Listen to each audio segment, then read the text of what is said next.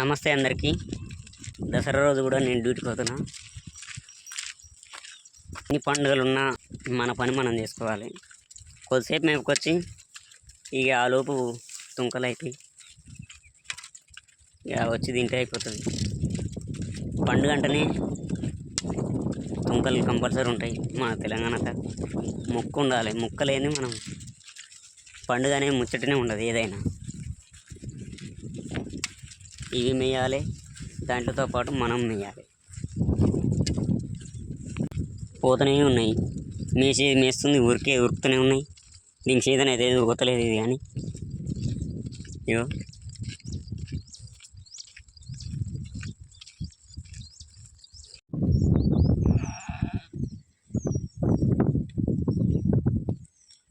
మంచిగా మేస్తున్నాయి. ఇగో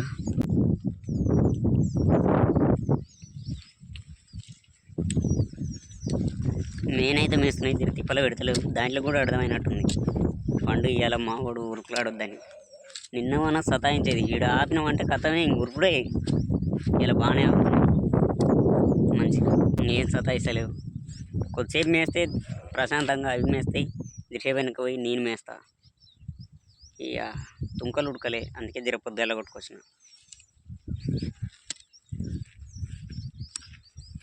ఏయ్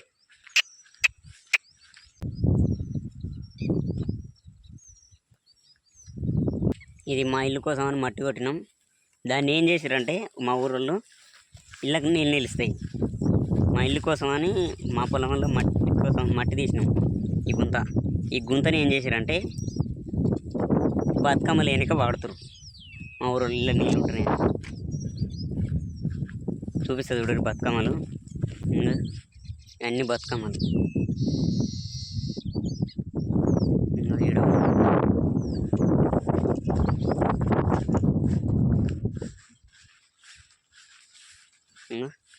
ఇవన్నీ బతుకమ్మలు.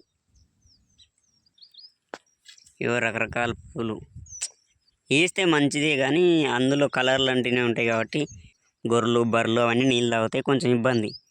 మంచి పూలను వేస్తే కదా, కానీ కలర్లు ఉంటాయి కదా కొన్నిట్లకు, అట్లా ఇబ్బంది. ఎట్లా పట్టు పడుతున్నాయి. ఇక 3 జమ అయినాయి. చిన్న సన్న పడతలే పట్టాలి. పట్టు పట్టాలి. ఏయ్ రాజా వేసేయి. నువ్వు పక్క జరిగే మధ్యలోకి వెళ్ళి. దీనికి ఏమైంది, గట్టి తగిలినట్టుంది తలకాయకి, మెడలు వంపుతుంది. అయ్యో ఒక్కటే గుద్దుకుంది, అది కథమైంది. అయ్యో దానికి ఏమైంది మేత మేసావా మేవా? పక్క జరుగు, నువ్వు పక్క జరుగు. ఏమైందిరా? అయ్యో అందుకే నీకు చేత కాదు, దాని గుద్దే అంత చేత కాదు నీకు, మూసుకొని ఉండాలి.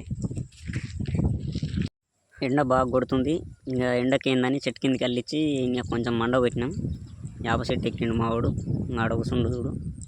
ఇక కొంచెం కొడితే తిన్నాయి, ఇంకా నీడకు కూర్చున్నాయి అన్నీ. దాంట్లోతో పాటు మనం కూడా నీడ కూర్చున్నాం, ఎందుకంటే ఎండ బాగా కొడుతుంది. ఇంటికి పోవాలి. ఇంటికి పోయి తిని మా వాడిని కొద్దిసేపు మేపి ఇంటికి కొట్టుకురావన్నా. అప్పుడే పాలపిట్ట కనిపించింది. కథం పాలపిట్టని చూసినాం. ఇక బైక్ తీసుకొని ఇంకా చారౌండ రోడ్ ఎక్కినాం, కల్లకుర్తి రోడ్డు. ఇగో ఇది కల్లకుర్తి రోడ్డు. ఇక బైక్ పైన మేము ముగ్గురం పోతున్నాం, నేను, మా ఫ్రెండు, మా మామ. ఇక అటు నుంచి కథం కొండరేట్పల్లి రూట్ మళ్ళాం. అక్కడ చూస్తే మొత్తం జెండాలు కట్టిర్రు. ఆల్రెడీ రేవంత్ అన్న వచ్చిందంట. ఇంటి ముందల మొత్తం బాగా సెక్యూరిటీ ఉంది. అన్న ఎప్పుడు వస్తాడా అని వెయిటింగ్ చేస్తున్నాం. ఇంక అప్పుడే రేవంత్ అన్న బయటికి వెళ్ళిండు. ఇక రేవంత్ అన్న చూడంగానే మనం ఆగాం కదా.